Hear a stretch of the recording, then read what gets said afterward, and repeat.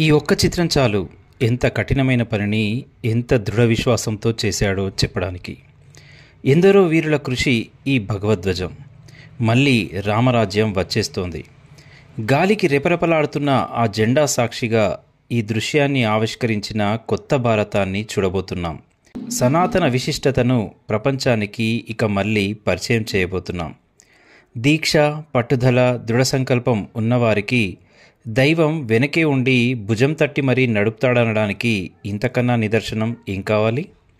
అతను ఎగరవేస్తోంది కేవలం పతాకాన్ని మాత్రమే కాదు, మరుగున పడిన జాతి ఔన్నత్యాన్ని, చీకటి కమ్ముకున్న జాతి వైభవాన్ని, పౌరుషాన్ని నింపుకుంటున్న హైందవ తేజస్సుని కల్లారా చూడగలగడమే కాదు, అందులో భాగస్వాములం అయినందుకు నాకు, నా కుటుంబానికి చాలా గర్వంగా ఉంది.